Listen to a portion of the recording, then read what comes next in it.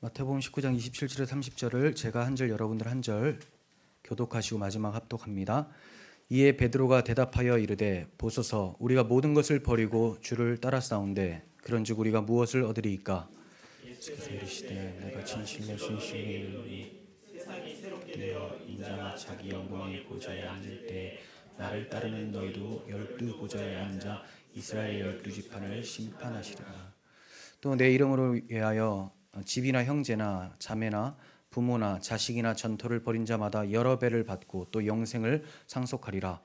그러나 먼저 된 자로서 나중되고 나중된 자로서 먼저 될 자가 많으니라. 아멘.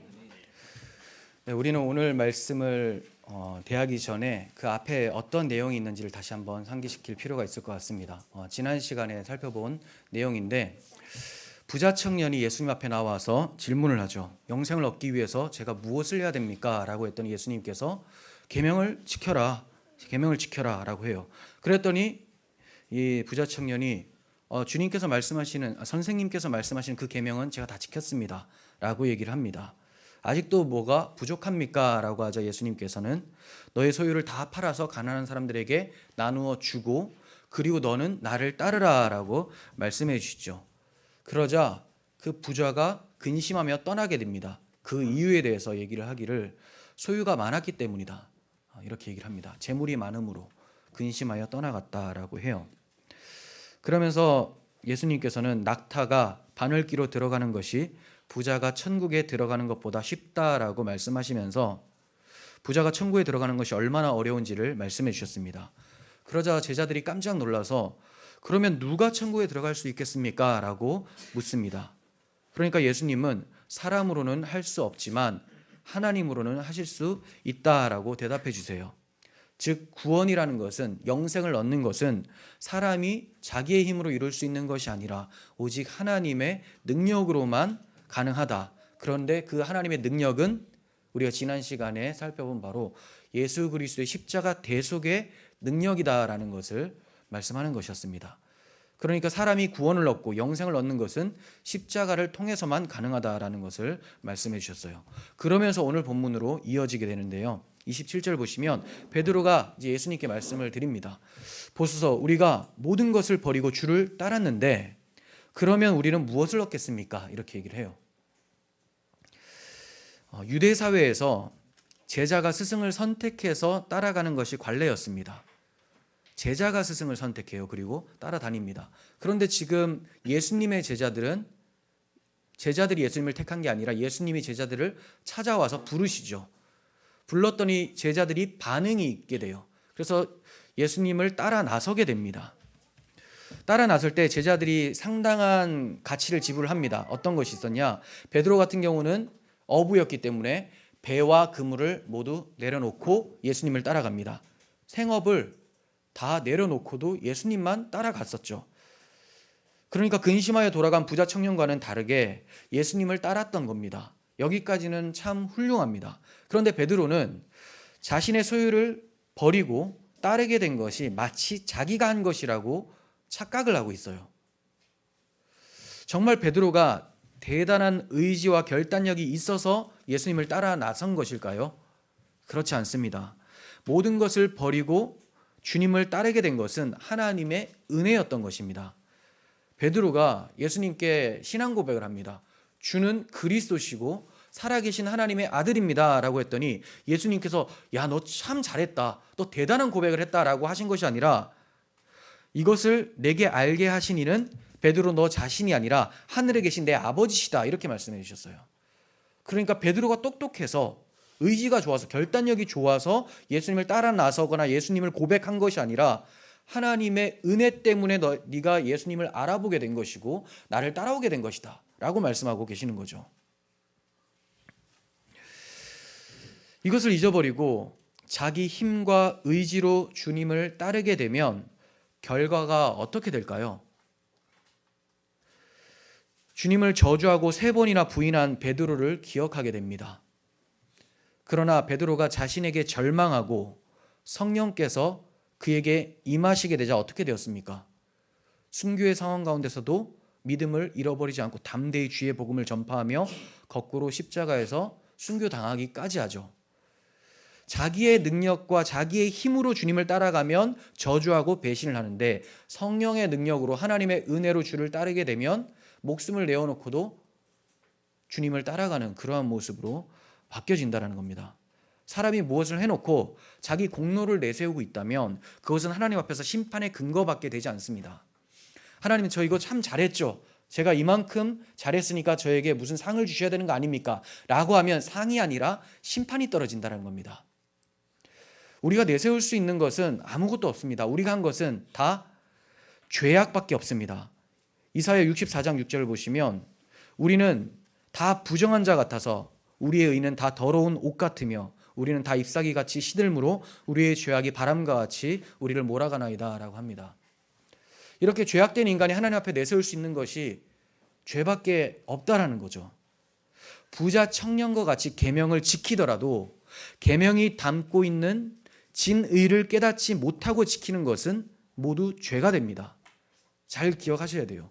계명을 지킨다고 했지만 거짓말하지 말라, 지켰어요. 간음하지 말라, 다 지켰습니다. 그리고 또 남의 것을 탐내지 말라, 이거는 못 지키죠. 사실은 탐이 나는 걸 어떡합니까? 근데 행위로는 뭐 보이지가 않으니까 지켰다고 착각을 할 수가 있어요. 자, 그런데 진짜 계명을 지키라는 하나님의 진짜 의미를 깨닫지 못하면 내가 겉으로 지켰던 이 모든 행위들이 거짓인 게 탄로가 난다는 겁니다. 무엇이 진의냐?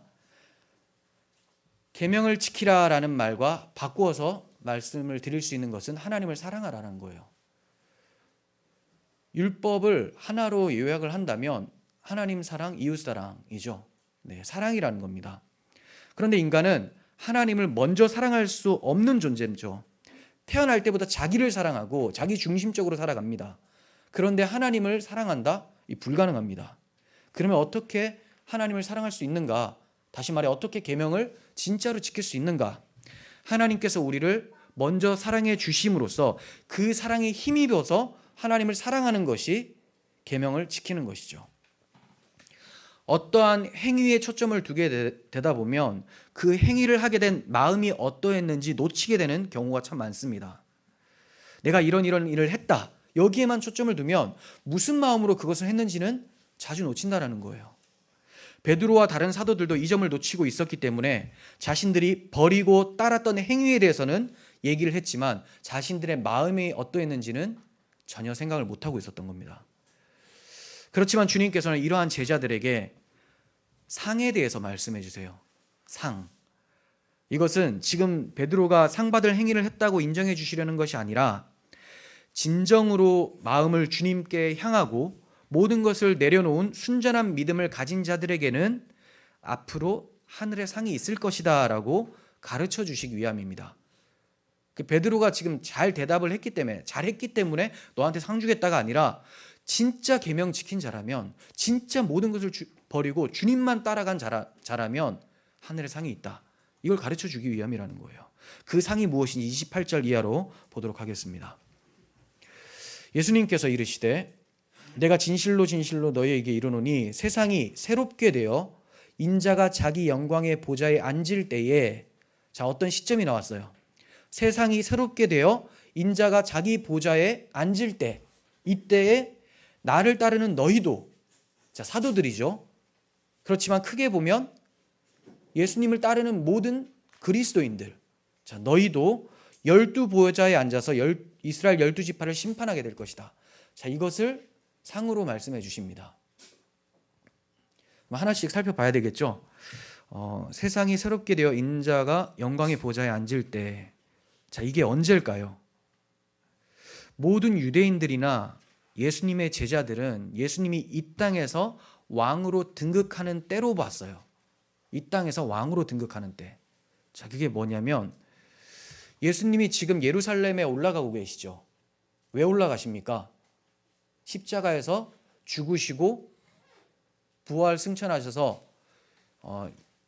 죄인들을 구원으로 이끌어 주시기 위해서 가시잖아요. 이 땅에서 왕으로 세워지기 위해서 가시는 것이 아니라 이스라엘의 왕으로서 로마의 압제에서 벗어나기 위한 왕으로 등극하기 위해서 예루살렘 가시는 게 아니에요.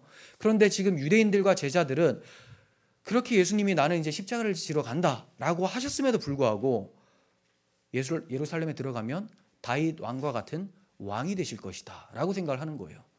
그래서 지금 예수님이 그렇게 예루살렘을 향해 가고 있을 때 천국에서는 어떤 자가 큽니까? 라고 하면서 자기가 무슨 한 자리 할 것처럼 생각을 하고 있고, 또 그 다음 장에 보면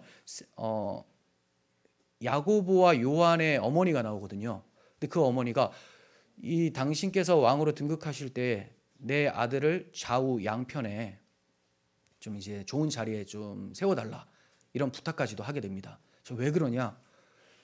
이 땅에서 예수님이 왕으로 등극할 거다라고 생각을 하고 있기 때문이에요. 그러면 세상이 새롭게 되어서 예수님께서 영광의 보좌에 앉으시는 때는 언제를 말씀하는 걸까요? 이스라엘 백성들은 이렇게 생각하고 있었지만 사실은 그렇지 않은데, 그게 언제인가? 먼저는 계시록 21장에 나타나는 새하늘과 새 땅이 나타날 때, 즉 만물이 새롭게 되는 마지막 날을 가리키는 것이라고 할 수가 있어요. 만물이 새롭게 되는 날. 계시록 21장 1절 보시면, 내가 새하늘과 새 땅을 보니 처음 하늘과 처음 땅이 없어졌고 바다도 다시 있지 않더라. 5절, 보좌에 앉으신 이가 이르시되 보라 내가 만물을 새롭게 하노라. 새로워졌죠. 새로운 세상이 열린 게 된 거예요. 자, 그리고 새롭게 열린 그곳 새하늘과 새 땅에서 주님께서 영광의 보좌에 앉아 계십니다. 왕으로서. 그런데 이때뿐만이 아니라 오늘 본문의 초점은 더 중요한 초점이 있어요. 바로 현세에서도 예수님은 보좌에 앉으셨다라는 겁니다. 그게 언제냐? 자, 예수님뿐만이 아니라 성도들도 지금도 세상이 새롭게 됨을 경험할 수 있습니다. 자, 두 가지예요. 현세에서 예수님이 보좌에 등극하는 때가 있고요. 또 성도들도 세상이 새롭게 됨을 인식할 수 있는 때가 있다라는 겁니다. 예수님이 언제 보좌에 앉으셨는가? 히브리서 12장 2절, 믿음의 주요 또 온전하게 하시는 이인 예수를 바라보자. 그는 그 앞에 있는 기쁨을 위하여 십자가를 참으사 부끄러움을 개의치 아니하시더니 하나님 보좌 우편에 앉으셨느니라. 네, 언제 앉으셨다고요? 예수 그리스도께서 십자가를 지시고 죽으시고 부활하시고 승천하셔서 하나님 보좌 우편에 앉으시게 된 거예요. 그런데 주님은 너희도 12보좌에 앉아라고 말씀하시죠. 너희도. 그러면 이것은 우리는 언제, 예수님을 따르는 제자들은 언제 보좌에 앉게 된다는 말입니까? 이것은 십자가 대속을 이루신 예수 그리스도를 믿고 영접을 하면 우리 또한 주께서 앉으신 보좌에 함께 앉게 된다는 것을 말씀하는 거예요. 지금 우리도 하늘 보좌에 앉게 되었다는 겁니다. 예수님을 믿었기 때문에. 이 점을 에베소서 2장 4절부터 보겠습니다. 긍휼이 풍성하신 하나님이 우리를 사랑하신 그 큰 사랑을 인하여 허물로 죽은 우리를 그리스도와 함께 살리셨고 또 함께 일으키사 그리스도 안에서 함께 하늘에 앉히시니라고 합니다. 주님이 십자가에서 죽으실 때 함께 죽었고요. 부활하실 때 함께 살았고 승천하실 때, 일어나실 때 우리도 함께 일어나게 된 것이고, 앉으셨을 때 우리의 신분이 하나님 보좌 우편에 우리의 영혼이 앉게 되었다라는 것을 성경에서 증거를 하고 있습니다. 이러한 자들에게는, 이러한 성도들에게는 세상이 새롭게 보여져요. 이 세상이 여전히 그대로인데도 불구하고 성도들의 눈에는 새로운 세상이 펼쳐 보입니다. 하나님의 나라가 눈에 보이기 시작을 하는 거죠. 육의 눈이 아니라 영의 눈, 믿음을 통해서 하나님 나라가 어떠한지를 보게 되고 세계관이 바뀌어져요. 기독교적 세계관이 바뀌어집니다. 세계관으로 형성이 됩니다. 그래서 이런 것이 잘 사는 것이고 이런 것이 나라다라고 생각했었던 세속적 가치관에서 벗어나서 그리스도께서 통치하시고 그 통치를 즐거워하는 하나님의 나라, 그의 나라와 그의 의를 구하는 세계관으로 바뀌어지게 됩니다. 그러니까 언제가 새롭게 되는 날이냐? 성도에게 있어서 언제가 새롭게 되는 날이냐? 우리가 거듭나게 되어 예수님을 믿고 거듭나게 되어서 하나님 나라를 믿음으로 바라보게 되는 그때부터 세상이 새로워진다라는 겁니다. 오늘 본문에서 세상이 새롭게 되어라고 이제 하실 때 사용한 새로운이란 단어가 팔링게네시아라는 단어예요. 팔링게네시아. 그런데 이 단어가 신약 성경에서 딱 2번이 쓰이는데 오늘 본문과 디도서에 쓰입니다. 디도서에. 디도서에는 그 새롭게 됨을 어떤 걸 얘기를 하는지 봅니다. 3장 5절 우리를 구원하시되 우리가 행한 바 의로운 행위로 말미암지 아니하고 오직 그의 긍휼하심을 따라 중생의 씻음과 성령의 새롭게 하심으로 하셨으니, 여기서 중생의 씻음이 팔링게네시아, 새롭게 함이에요. 새롭게 씻어주시고 성령의 새롭게 하심으로 하셨다. 그러니까 새로움은 하나님 나라가 완성되는 새로운 새하늘과 새 땅을 얘기함과 동시에 이 땅에서는 우리가 중생케 되어 그리스도로 인하여서 새로운 하나님 나라의 가치관을 갖게 되었을 때 그때를 새롭다라고 하는 것입니다. 그러므로 거듭나지 않으면 새로운 세상과는 상관이 없는 것이고 주님께서 주실 상급과도 상관이 없는 것입니다. 우리가 무엇을 얻으리까? 라고 베드로가 얘기를 하는데 지금 베드로하고는 별 상관이 없는 거예요. 베드로는 지금 육신의 생각으로 갇혀버렸어요. 처음 따라 나설 때는 성령의 은혜로 따라 나섰지만 그가 따라 나서는 것을 점점 자기의 의로 챙겨 먹기 시작을 합니다. 그러면서 하나님의 나라의 세계관과 가치관이 점점 흐려지고 있는 것이죠. 그와 하늘의 상관은 아무 상관이 없는 상태가 되어버리고 맙니다. 자, 그러면 상을 상속받을 시점을 두 가지로 우리가 정리를 할 수가 있죠. 내세와 현세예요. 근데 오늘 본문의 초점은 더 어디에 무게중심이 있느냐? 현세라는 겁니다. 마지막 날에 받게 될 상과 지금 현세에서 받게 될 상에 대해서 말씀을 하고 있는 것이죠. 이 점을 염두하시고 상속받을 상에 대해서 살펴보겠습니다. 그리고 또 이제 상속이란 단어도 생각해 보시면 좋을 것 같습니다. 제가 따로 원고에 쓰진 않았는데 우리가 상을 받는다라고 하면 마치 이 상이 나의 의로 인해서 받는 것처럼 보상처럼 느껴지잖아요. 근데 상속이라고 했을 때는 한 것 없이 그냥 받는 거예요.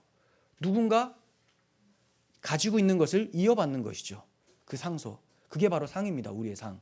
그러니까 우리는 자격 없이 받는 것이다 라고 생각하시면 되겠죠. 자, 하나씩 보시면 28절 하반절 보시면 12보좌에 앉아서 이스라엘 12지파를 심판할 것이다. 이것이 우리가 현세에서 내세에서 받을 상인데요. 이것은 예수님을 따르는 제자들이 현세와 내세에서 이스라엘 12지파의 배도 행위를 심판하게 된다는 의미에서의 상이에요. 이스라엘 12지파의 배도 행위. 이스라엘은 하나님의 백성이라고 자처하고 있었던 사람들이잖아요. 선민의식이 강했었던 사람들인데 예수 그리스도를 배척을 하죠. 다 믿지 않습니다. 자, 이러한 이스라엘 사람들의 상태를 심판할 수 있는 상태가 되어지는 것, 이것이 우리의 상이에요. 자, 이것은 우리가 오해해서는 안 되는 것이 우리가 주님과 같이 심판할 권세가 있어서 마음대로 천국과 지옥을 보낼 수 있다라는 말이 아닙니다.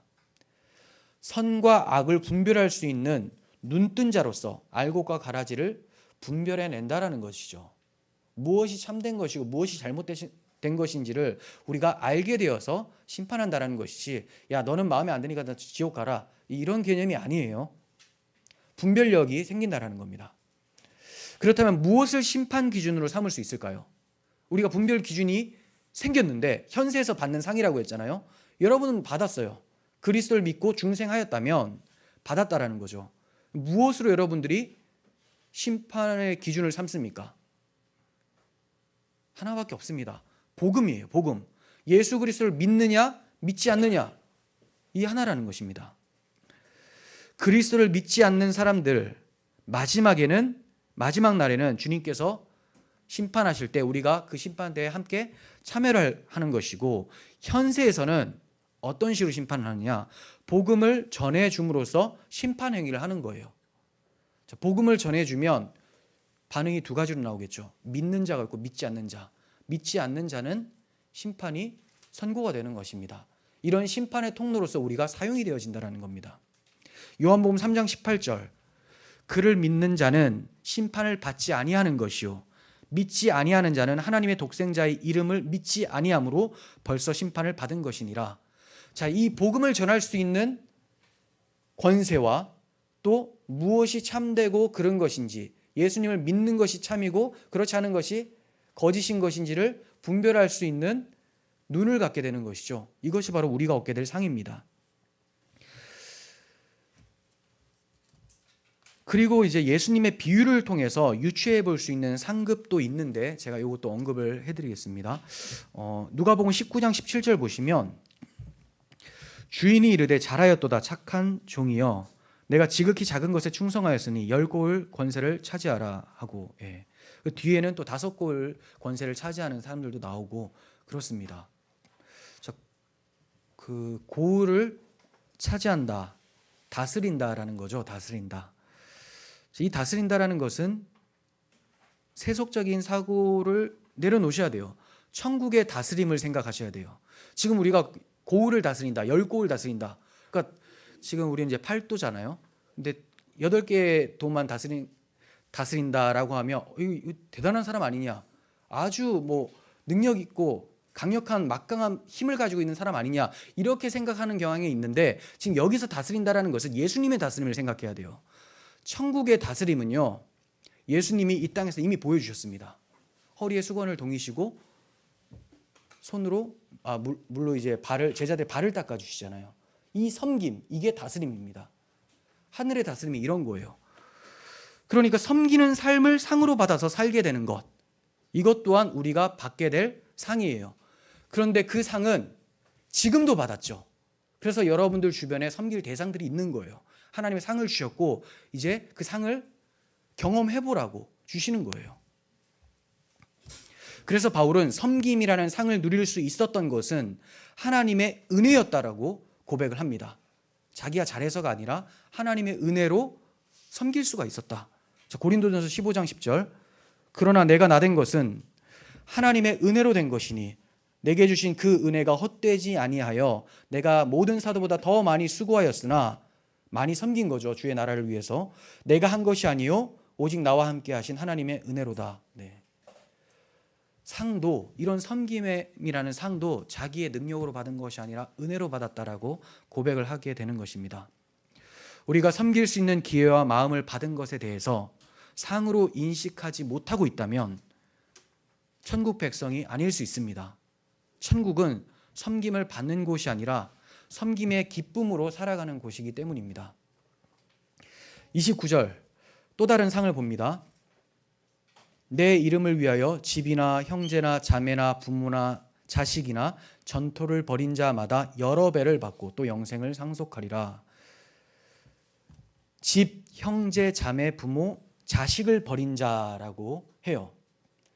그러니까 상 받으려면 이런 걸 버려야 되는 것처럼 느껴지죠. 그런데 이것은 성도가 자기 가족을 사랑하지 않아서 내버리는 것을 말씀하는 게 아닙니다.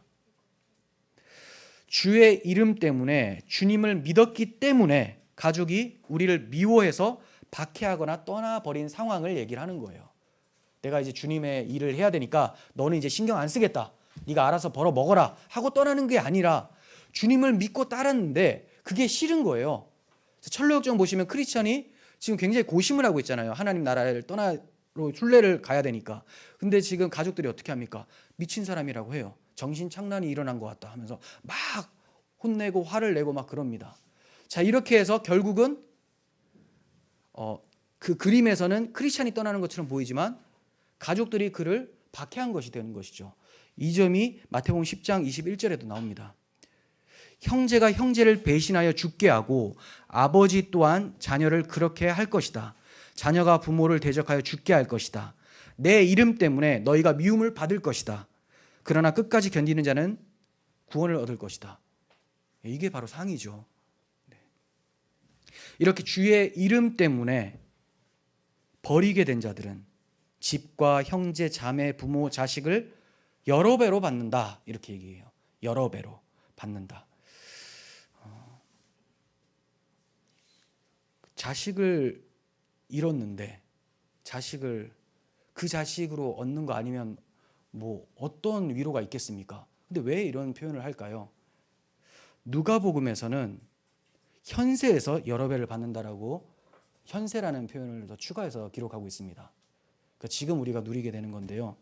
이 말씀은 복음을 받아들이는 자들, 곧 교회가 새로운 가족으로 형성이 된다는 걸 얘기를 하는 거예요. 그래서 우리가 주의 이름 때문에 불신자 가족들이나 다른 이웃들에게 상처를 받고 박해를 당할 수가 있어요.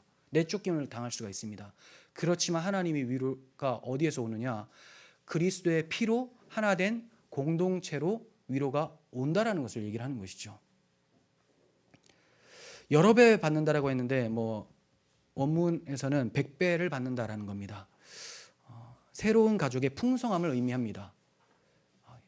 영적으로 서로 교통하는 것이 그리스도 안에서 교제하는 것이 얼마나 귀하고 아름다운 것인지를 강조하기 위한 표현이죠. 예수님의 가족이 예수님을 찾아왔을 때 예수님께서 이렇게 말씀하세요. 누가 내 어머니고 누가 내 형제냐? 그러면서 아버지의 뜻을 행하는 자들이 나의 가족이다 이렇게 말씀하셨습니다. 복음을 받아들인 자들이 바로 새로운 가족이 되는 거예요. 그래서 복음을 받아들인 초대교회의 모습에서 가족과 같은 모습이 나타납니다. 자, 가족과 같은 모습이라고 하면 뭐냐? 가족은 경제 공동체죠. 나누어 갖습니다. 서로 아까워하지를 않아요. 사도행전 4장 32절. 믿는 무리가 한 마음과 한 뜻이 되어서 모든 물건을 서로 통용하고 자기 재물을 조금이라도 자기 것이라 하는 이가 하나도 없더라. 사도들이 큰 권능으로 주 예수의 부활을 증언하니 무리가 큰 은혜를 받아 그 중에 가난한 사람이 없으니 이는 밭과 집 있는 자는 팔아 그 판 것의 값을 가져다가 사도들의 발 앞에 두매 그들이 각 사람의 필요를 따라 나누어 줌이라. 초대교회의 모습이 가족의 모습이죠. 억지로 하는 게 아니에요. 한 마음과 한 뜻이 되고 다 하나 되었다고 생각하기 때문에 하는 거예요. 억지로 하면 공산주의 사회주의죠 이게. 그럼 불가능해요. 교회에서만 이러한 모습이 나오는 거지 사회에서 세상이 이걸 카피를 하잖아요. 바벨탑 싸움입니다. 바벨탑 싸움. 하지만 교회는 가능해요. 근데 이 땅에서 교회는 완벽하지가 못해요. 왜? 우리도 성령으로 그리스도 안에서 하나 되었지만 자기중심적인 습관이 여전히 남아있기 때문에 이게 완벽하게 실현이 안 돼요.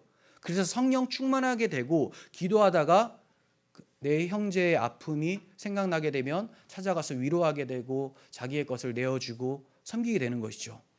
그렇지만 완성된 하나님 나라에서는 완전히 이러한 모습이 나타나는 거예요. 그럼 초대교회는 왜 이런 모습이 나타났냐? 하나님 나라가 어떠한 곳인지 이 땅에서 한시적으로 강력한 성령 충만을 통해서 보여주셨던 장면인 것이지 계속해서 이 모습이 나타나는 것은 아니라는 겁니다.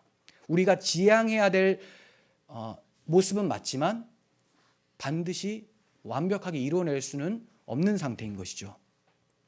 그런데 이렇게 자기 가족처럼 여기고 자기의 것을 마치 아무 아낌없이 내어줄 수 있는 이러한 행위는 어떻게 나올 수 있었느냐? 중요한 포인트가 있는데요. 33절에 사도들이 큰 권능으로 주 예수의 부활을 증언하니 은혜를 받아 해요.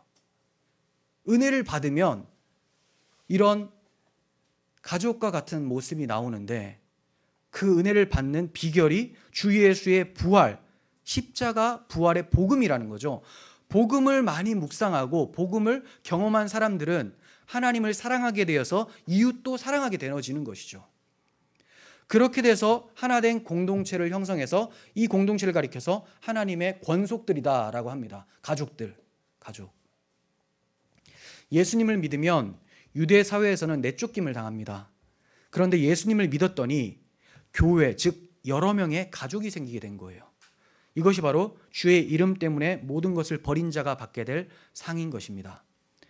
이러한 상이, 이러한 교회가 여러분이 받고 싶은 상에 들어갑니까? 이러한 상 들어가야 되죠.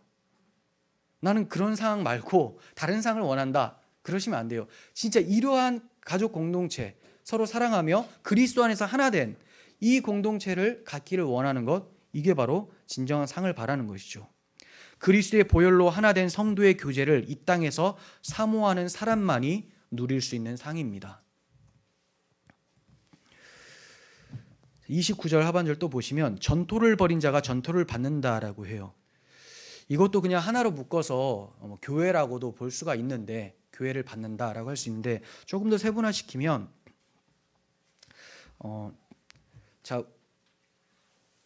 교회라는 가족을 상으로 받잖아요. 그러면 우리가 할 수 있는 것은 섬길 수 있는, 다스릴 수 있는 상을 또 받게 되죠. 각자가 서로를 섬기게 되잖아요. 목회자 입장에서는 섬길 사역지, 교회라고 볼 수가 있어요. 현세에서. 그리고 내세에서는 하나님께서 주시는 공동체 또 영역이 있을 거 아닙니까? 거기에도 다 질서가 있으니까. 그 정도로 좀 보시면 좋을 것 같아요. 그리고 여러분들에게는 이 전토라는 것이 여러분들 주변에 있는 한 사람 한 사람 섬길 수 있는 영역들이라고 보시면 될 것입니다. 자, 그리고 영생을 상속받는다라고 해요. 영생을 상속받는다. 상속받게 될 영생이 무엇인지에 대해서 먼저 청교도 신학자 매튜 풀이라는 분이 주석에서 이렇게 이제 기록을 하고 있는데 제가 좀 참고해서 말씀을 드리겠습니다. 그리고 제가 첨언해서 이후에 또 말씀을 드릴게요. 첫 번째 매튜 풀은 이렇게 얘기를 합니다. 영생은 성령 안에서 누리는 기쁨, 양심의 평안, 하나님의 사랑을 느끼는 것, 이런 심적인 기쁨을 얘기를 한다라고 해요. 이렇게 모든 것을 내버리고 주님을 따랐던 그들은 자신들이 그리스도의 이름을 위하여서 능욕받는 일에 합당한 자로 여기심을 기뻐하게 될 것이다, 이렇게 표현합니다. 그리고 바울이나 실라와 같이 감옥에서도 찬송을 부르게 될 것입니다. 그들은 하늘에 더 낮고 영구한 소유가 있음을 알고 자신들의 소유를 빼앗기는 것도 기쁘게 여기게 될 것입니다. 이게 영생이라는 상이라는 거예요. 자, 두 번째는 자족함이라는 상입니다. 자족함. 자신들에게 남겨진 것은 별로 없을지라도, 별로 가진 게 없을지라도 자족하는 마음을 갖게 된다는 겁니다. 이전만큼 충분히 마실 것이 없다고 할지라도 목마름이 덜하게 돼요. 왜냐하면 만족하는 부분이 있거든요. 자, 사도 바울이 빌립보서를 쓸 때 감옥에서 내가 이제 풍부에 처할 줄도 알고 비천에 처할 줄도 알고 배고픔과 배부름에 처할 줄도 아는 일체의 비결을 배웠다라고 하잖아요. 이게 자족입니다. 그 비결이 가장 고상한 지식 예수 그리스도라고 기록을 하고 있죠. 그리스도를 얻었더니 만족감이 있고 자족이 있어서 내 주변의 환경이 어떠한들, 내 수중에 뭐가 있든 없든 상관이 없이 만족하고 감사할 수 있게 되었다라는 거죠. 이게 바로 영생으로 오는 복입니다. 자, 세 번째, 필요를 공급받는다라고 해요. 하나님께서 다른 사람의 마음을 움직이셔서 그들의 쓸 것을 공급해 주실 것이고, 그렇게 공급된 것들은 전에 그들에게 풍족했던 것들보다 더 큰 달콤함을 가져다 줄 것이다, 이렇게 말합니다. 그러니까 여러분들이 뭔가 필요한 것이 있어요. 진짜 필요한 것, 내가 생각하는 필요한 것이 아니라 하나님이 보실 때 진짜 나에게 필요한 것들이 있잖아요. 그것들이 지금 나에게 없다면 다른 사람들을 통하여서도 공급시켜 주신다는 겁니다. 그래서 그 필요를 따라 살 수 있도록 해주시고 사명을 감당할 수 있도록 도와주신다. 이것이 영생의 복이라고 설명하고 있고, 네 번째, 현세에서 되갚아 주시는 것을 영생의 복이라고도 봅니다. 현세에서 되갚아 주신다. 하나님께서는 시련을 통과한 욥에게 이전보다 더 큰 재물을 다시 주셨듯이 종종 현세에서 되갚아 주시는 경우도 있습니다. 그러나 그렇지 않다고 하더라도 그들은 또 다른 세상에서 영원한 행복이라는 확실한 상을 받게 될 것입니다. 자, 이렇게 얘기를 해요. 제가 이 네 번째 거를 잘 얘기를 안 하잖아요. 왜 그러냐면 이걸 하면 이것만 초점을 두는 경우가 있어서 그래요. 현세에서도 복 받는데 그러면 버리자. 이거 뭐예요? 거래잖아요. 투자예요, 투자. 내가 지금 10만 원 넣고 100만 원 빼겠다라는 투자. 근데 지금 그런 걸로 생각하지 말라는 거예요. 하나님께서 그 욥에게 복을 주신 것을 마치 공식처럼 여기지 말라는 겁니다. 우리의 삶은 이 현세가 끝이 아니라 내세로 이어집니다. 그러니까 끊어지고 이어지는 게 아니라 그냥 쭉 이어진다고 보시면 돼요. 그냥 색깔만 좀 달라진다. 여기는 이제 회색이었는데 이제 흰색으로 중간 지점에서 바뀐다. 이런 느낌으로 가시면 돼요. 쭉 가다가 그러면 회색에서는 못 받았지만 내 임종 후에 흰색에서 받는다라고 했을 때 현세에서 못 받은 것에 대해서 굉장히 괴로워하나? 그렇지 않아요. 다 하나의 영생이거든요. 영생. 쭉 이어지는 삶. 그 가운데서 받게 되는 것이기 때문에 이 땅에서 못 받은 것이 참 안타깝다, 이렇게 생각할 필요가 없다는 겁니다. 그래서 이 매튜 풀도 욥과 같이 현세에서 받게 되는 경우가 종종 있다. 하지만 그렇지 않다 하더라도 또 다른 세상에서 영원한 행복이라는 확실한 상을 받게 될 것이다 라고 첨언을 해주고 있는 것입니다. 이제 제가 첨언해서 영생이 본질적으로 무엇을 의미하는지를 설명해 드리고 영생이라는 상에 대해서 정리를 해드리겠습니다. 매튜 폴의 상급론과 함께 정리해 두시면 좋을 것 같아요. 영생이라는 것은 일단 긴 삶이잖아요. 이 긴 삶, 그죠? 길게 사는 것, 영생. 그런데 성도들뿐만이 아니라 불신자들도 지옥에 가서 길게 살죠. 안 죽어요. 계속 살아요. 근데 불신자들한테 너는 영생을 얻었고 라고 안 해요. 그러니까 영생이라는 것은 단순히 길게 사는 것만을 얘기를 하는 게 아니라는 거죠. 길게 사는 것은 맞는데 질적으로 어떻게 길게 사느냐, 이게 중요해요. 생명의 근원이신 하나님, 화평의 근원이신 하나님과 함께 동행하면서 길게 사는 것, 이것이 바로 영생입니다. 지옥에는 그것이 없기 때문에 그냥 영원한 형벌이라고 하는 것이죠. 영원한 형벌.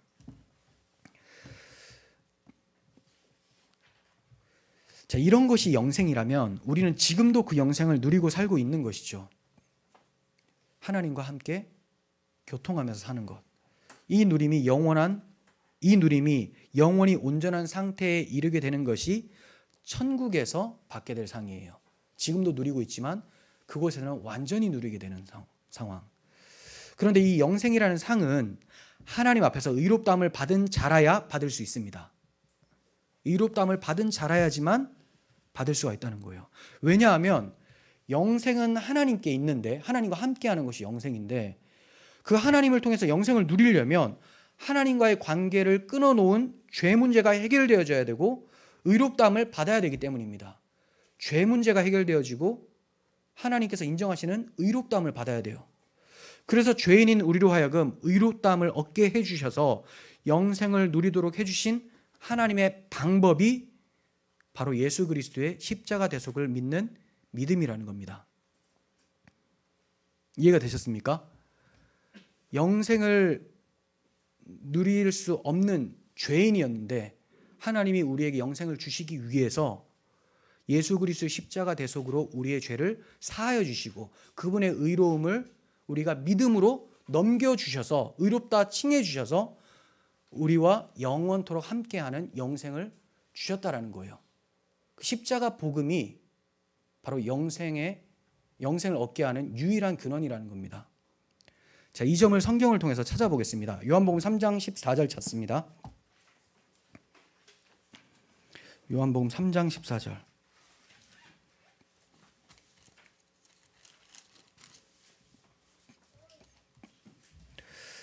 16절까지 보겠습니다. 모세가 광야에서 뱀을 든 것 같이 인자도 들려야 하리니 이는 그를 믿는 자마다 영생을 얻게 하려 하심이니라.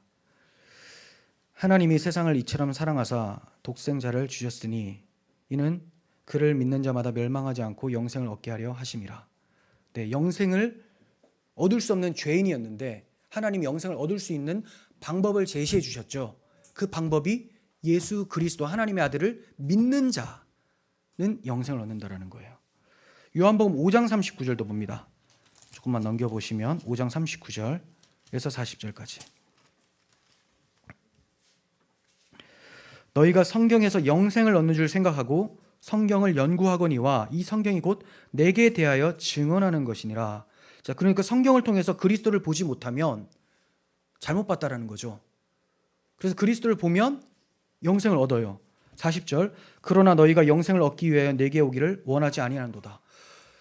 이 유대인들이 영생을 얻기 위해서 성경을 보는데, 근데 성경은 예수 그리스도의 십자가 대속의 구원만을 얘기를 하고 있었어요.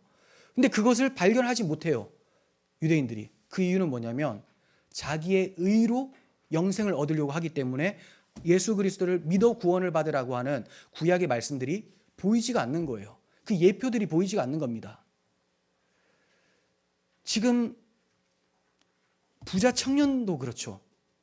영생을 어떻게 얻습니까? 라고 했더니 사람으로 안 되고 하나님으로 할 수 있다 라고 했더니 근심하여 가버립니다. 아니, 예수님을 따라가면 영생을 얻는다고 하셨잖아요. 그 하나님이 해주실 수 있다라고 했는데 따라가지 않고 다시 돌아가는 것은 뭐냐? 성경을 보지만 영생을 얻기 위해서 예수께로 나오지 않는다. 성경에서 예수님을 발견하지 못하고 있다는 거예요. 요한복음 10장 27절도 봅니다.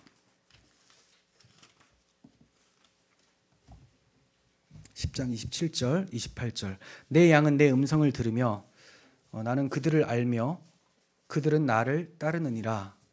내가 그들에게 영생을 주노니 영원히 멸망하지 아니할 것이요 또 그들을 내 손에서 빼앗을 자가 없느니라. 내가 그들에게 영생을 준다. 예수님이 영생을 주신대요. 어떻게? 십자가에서 죽으시고 부활하시고 승천하시고 보좌에 앉으신 것을 믿으면 그에게 예수의 생명이 들어가고 그로 인해서 하나님과 동행하면서 살 수 있게 된다는 거죠. 그렇게 된 영생은 하나님의 하늘의 상은 세상에 그 어떤 누구도 빼앗을 수 없다라고 말씀하는 겁니다. 내 손에서 빼앗을 자가 없느니라.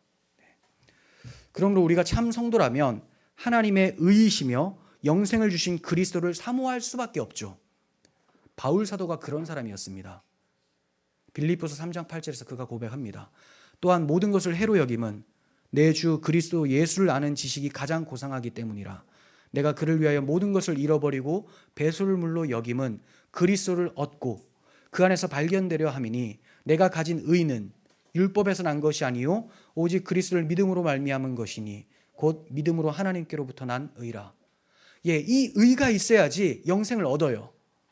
이 의를 얻기 위해서 그리스도를 통하여서 주어지는 하나님의 의를 얻기 위해서 다 내버렸대요. 이게 본문의 예수님의 말씀대로 주의 이름 때문에 모든 것을 내버린 자의 모습 아니겠습니까? 부자 청년은 그냥 되돌아가 버렸습니다. 베드로는 엉뚱한 소리를 하고 있는 것이죠. 하지만 뒤늦게 된 사도 바울은 다릅니다. 달랐다는 거예요. 물론 베드로도 이후에는 달라지죠. 성령 충만해지고 다른 행보를 걷습니다. 하지만 지금까지는 온전치 못한 인식을 가지고 있었던 거예요.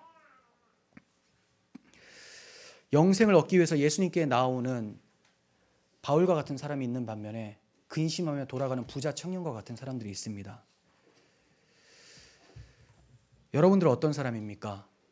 무엇 때문에 예수님을 따라다니십니까? 영생을 위해서. 그 영생은 무엇이기 때문에 얻기를 원하십니까? 하나님을 사랑해서, 하나님과 늘 함께 하고 싶어서. 그게 바로 우리가 영생을 구하는 목적이죠. 여러분이 천국에 들어가기를 간절히 바라는 이유가 이 세상이 힘들고 괴로우니까 내가 편한 곳에 가겠다라는 것이면 그것은 천국에 예수님이 안 계셔도 상관이 없다라는 소리입니다. 이것은 세속적인 천국관이죠. 천국에서 누가 크냐라고 묻는 제자들과 동일한 잘못된 천국관을 가지고 있는 거예요. 그들은 자기가 높은 자리에 앉는 것, 누가 더 인정받는가, 여기에 초점이 있었던 거예요. 하지만 진정한 천국관은 내가 주와 함께 있는가, 내가 사랑하는 주님을 만날 수 있는 것인가, 이거라는 거죠. 골로새서 3장 1절에서 바울 사도는 권면합니다. 그러므로 너희가 그리스도와 함께 다시 살리심을 받았으면, 너희가 중생하여서 세상이 새롭게 보여졌다면 위의 것을 찾으라. 거기는 그리스도께서 하나님 우편에 앉아 계시느니라. 위의 것을 생각하고 땅의 것을 생각하지 말라. 두 가지가 같이 이루어져야 됩니다. 위의 것을 생각하면서 땅의 것도 생각하면 안 돼요. 땅의 것을 생각하지 않고 위의 것을 생각하고, 이는 너희가 죽었고 너희 생명이 그리스도와 함께 하나님 안에 감추어졌음이라. 우리 생명이신 그리스도께서 나타나실 그때에 너희도 그와 함께 영광 중에 나타나리라.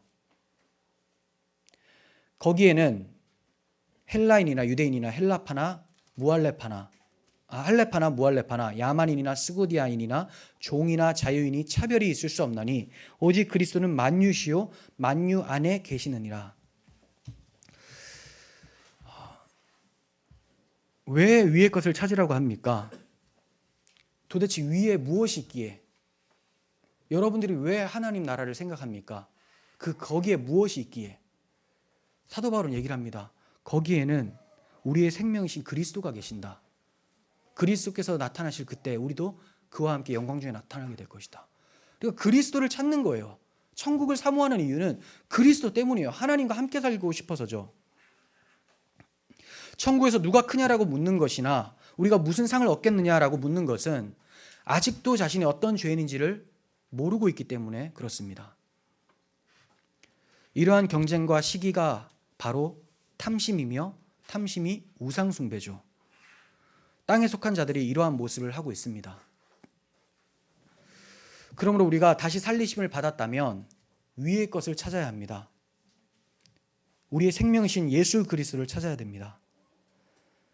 그 안에서는 어떠한 차별도 있을 수 없습니다. 헬라인이나 유대인이나 할레파나 무할레파나 아무 상관이 없어요. 그들의 자격으로 가는 것이 아니기 때문에. 예수 그리스도를 얻는 것은 이 세상에서 어떠한 권력을 가지고 있고 재산을 가지고 있고 어떤 도덕적인 행위를 해서 차등 때문에 받는 것이 아니라 오직 하나님의 은혜로 받는 것이기 때문에 차별이 있을 수가 없다는 것이죠. 오직 그리스도는 만유시며 만유 안에 계신다고 합니다. 이 세상의 모든 것을 버리고 다른 우리들은 무엇을 얻느냐는 질문의 대답은 예수 그리스도 자신을 얻는다는 거예요. 모든 것에 만유의 주가 되시는 그분을 얻게 된다. 예수님이 전부입니다. 그렇다면 상이 크다라고 할 때는 무엇을 의미하는 걸까요?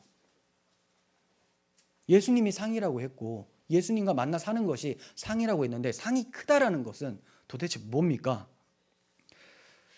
여러 번 말씀을 드렸는데 이제 상급론 딱 정리를 하고 지나갔으면 좋겠어요. 상이 크다라는 것은 상대적 크기의 어떠한 것이 아니라 하나님과 1:1 관계 속에서 오는 기쁨의 분량의 크기입니다. 그러니까 자신만이 느낄 수 있는 구원의 감격의 크기를 말하는 거예요. 이 땅에서 그리스도를 사랑하는 사람을 가리켜서 그리스도인이라고 해요. 그런데 그 사랑하는 정도가 서로 다 같을까요? 다를까요? 각자 다르겠죠. 많이 사랑할수록 많은 성화된 모습이 나타나고 주의 나라를 위해서 더 많이 헌신을 하겠죠. 자, 이렇게 주님을 많이 사랑하는 사람이 주님을 더 보고 싶어 하는 것이지, 사랑하긴 하는데 이 사람보다 조금 덜 사랑하는 사람은 주님을 보고 싶어 하기는 하지만 저 사람보다는 덜 보고 싶어 해요. 하지만 그 크기를 잘 서로 알 수가 없습니다. 그 안에서의 일어나는 마음이기 때문에. 자, 이런 사람들이 천국에 갔습니다. 자, 1번 그리스도인과 2번 그리스도인의 그 그리스도를 사랑함에 다르지만 만났을 때 일단 감격은 있죠. 그리스도를 사랑했으니까 하나님 나라 간 거 아니겠습니까? 근데 그 크기는 사실상 달라요. 더 많이 사랑한 사람이 더 많은 기쁨이 있죠. 그런데 서로의 그 기쁨을 알 사람이 없습니다. 저 사람이 얼만큼 기뻐하는지. 그래서 나는 내가 가진 그 충만한 기쁨 때문에, 그리스도를 만난 기쁨 때문에 너무나 감격스러워서 살아가고 있는 것이고, 저 사람은 자기가 가진 기쁨이 가장 크다고 생각해서 사는 것입니다.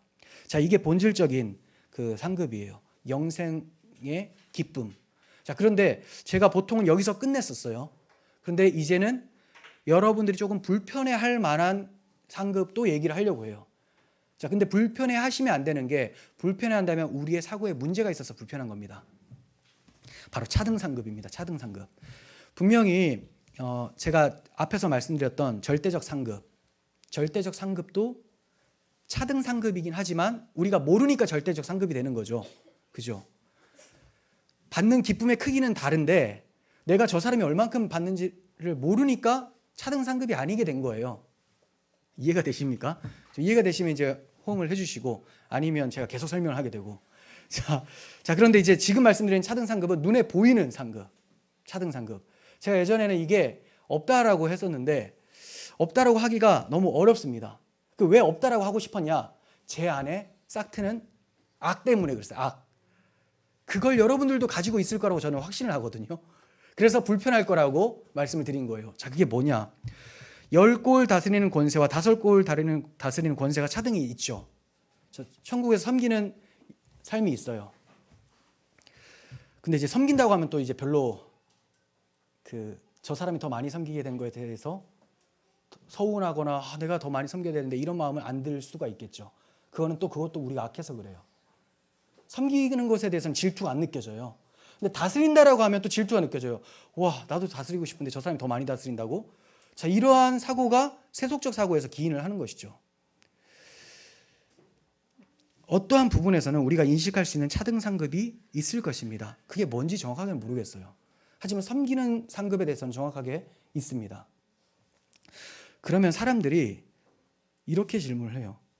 아니, 뭔가 차등이 있으면 저 사람이 많이 받고 내가 적게 받으면 상대적 박탈감이 있고 괴롭지 않느냐? 그럼 그 괴로움이 있으면 그게 과연 천국이냐? 이런 질문을 다들 한번 해보셨을 것이에요. 그죠? 생각도 해보셨을 것이고, 남이 나보다 더 많은 상을 받으면 천국 같지 않을 것이다.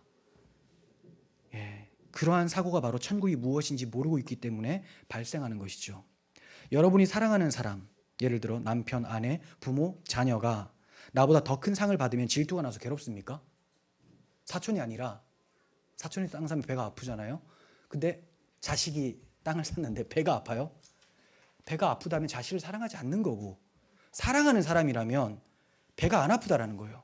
자, 자식을 넘어서 교회가 가족이라고 했어요. 자, 이 형제가 저보다 더 많은 상을 받았어요. 제가 막 배가 아파요. 그럼 저는 배가 아플 수가 없는 게 그곳에 못 들어가 있습니다.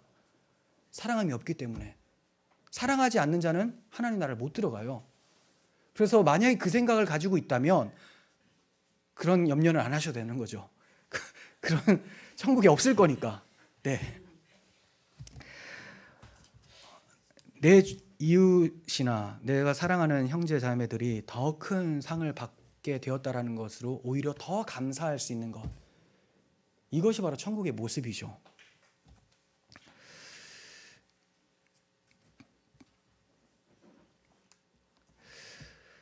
이 땅에서 다른 성도의 형통을 기뻐할 수 있는 사람이 천국에서도 그것을 인정할 수가 있게 되는 거예요. 이 땅에서 나보다 저 사람이 더 좋은 집에 살아요. 막 배가 아파요. 심각하죠. 아주 상태가 심각한 상태입니다. 나보다 저 사람이 더 건강해요. 막 배가 아파요. 다른 데도 아픈데 배도 아파요, 이제. 그렇습니다. 그러면 안 된다는 거예요. 저 사람의 형통이 나의 감사 제목으로 올 수 있어야지 된다는 겁니다. 자, 이렇게만 되면 이제 차등 상급이고 뭐고 아무 상관이 없겠죠. 차등 상급이 어떤 것이 있는지는 별로 중요한 게 아닙니다. 본질적인 상급은 그리스도로 인한 기쁨이니까. 그리고 그 기쁨으로 인해서 다른 이웃들을 섬기는 것이 상이니까. 그 이후에는 뭐가 있는지는 모르겠지만 뭐가 있다 하더라도 배 아플 이유가 없겠죠. 서로 사랑하는데, 그리스도 안에서 하나 된 가족인데 왜 그렇겠습니까? 우리가 이 땅에서 성도이지만 그런 질투나 이런 시기 질투들이 생기는 이유가 뭐냐? 여전히 죄악에 물든 육체를 가지고 있기 때문에 그래요. 그 습관이 남아있다라는 거예요. 배합하는 습관.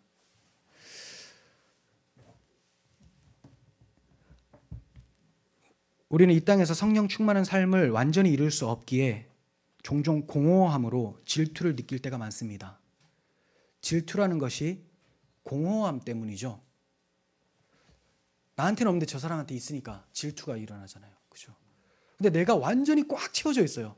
완벽하게 만족감을 얻고 있는 상태라면 질투라는 게 없죠. 자족함이 있었다면. 우리가 영화롭게 되면 질투가 완전히 사라지게 될 것이고 기뻐 충만할 거예요. 그때 오히려 나보다 더 큰 상을 받은 형제로 인해서 감사할 수 있을 것입니다. 이러한 모습을 현세에서도 나타낼 수 있어야 되는 것이죠. 이것이 그리스도로 만족하며 그리스도의 사랑으로 사랑하며 살아가는 성도의 아름다운 모습입니다. 정리하자면 이제 상급이라는 것은 하나님 자신이 상급이에요. 그 하나님을 더욱 사랑해서 사랑하는 하나님을 만나서 얻게 되는 기쁨, 이것이 상인 것입니다. 그리고 그 기쁨 가운데서 하나님이 주신 사역들을 천국에서 또 이 현세에서도 잘 감당해 가는 것, 이것이 바로 성도가 받은 상입니다. 30절 넘어갑니다. 그러나 먼저 된 자로서 나중되고 나중된 자로서 먼저 될 자가 많으니라. 주님께서 이렇게 말씀하신 셈이에요. 지금 먼저 된 자로서 여겨져서 천국에 가장 가까운 자들로 생각되는 유대인들의 자리는 천국에 없을 것이고, 지금 천국과 거리가 멀어서 좀 멸시당하고 소외되는 이방인들은 장차 천국에 들어가게 될 것이다. 그들은 스스로 먼저 된 자라고 자처하며 천국에 가장 가까운 듯이 보이는 바리새인들과 죄송합니다. 그들 스스로 먼저 된 자라고 자처하며 천국에 가장 가까운 듯이 보이는 바리새인과 훌륭한 랍비들은 장차 나중된 자가 될 것이고, 나중된 자로 여겨져서 천국과는 아무 상관없어 보이는 그런 사람들은 천국에서 가장 상석에 앉을 것이다. 이런 말씀입니다. 1차적으로 유대인들과 이방인들을 비교하는 말씀이지만 오늘날 우리에게도 적용시킬 수가 있어요. 예를 들면 교회를 오랫동안 잘 출석하고 봉사일을 많이 한 것으로 구원을 받을 거라고 착각하면서 목이 굳어져 있는 사람들, 교만한 사람들이 있을 수 있겠죠. 반면에 자신은 별로 하나님 앞에 한 것이 없는 것 같고 늘 죄송하고 구원만 해주셨으면 참 좋겠다. 나 같은 자가 어떻게 구원을 받을 수 있을까 하면서 가난한 심령을 가지고 있는 연약한 지체가 있어요. 자, 이런 사람들 놓고 봤을 때 후자가 나중된 자가 먼저 되는 격이 되는 것이고, 앞에 있었던 전자는 나중이 되게 되는 것입니다. 그러니까 우리의 어떠한 행위나 공로로 하늘의 상이 크거나 하나님 나라에 들어갈 수 있는 것이 아니라 자신이 구원받을 수조차 없는 죄인이며 심령이 가난한 상태에 있는 그 사람이 하나님의 은혜로 천국에 들어갈 수 있다, 상을 얻을 수 있다라는 말씀이에요. 부자 청년도 베드로도 둘 다 자신들의 공로로 영생을 받는다는 잘못된 생각을 하고 있었어요. 19장 끝에 이런 말씀을 주신 것은 구원이 어떤 인간의 공로나 크기로 되어지는 것이 아니라는 것을 확실히 말씀해 주시기 위함입니다. 그래서 자신에게 아무 내세울 것이 없음을 알고 하나님의 긍휼을 구하고 하나님의 긍휼함을 받아서 그리스도를 믿는 은혜로 구원을 이르라는 말씀이죠. 그리고 이렇게 구원을 얻은 자가 자신의 모든 것을 다 내려놓고 주님만을 따라갈 때 하늘의 상이 크다라는 것을 말씀해 주신 것입니다.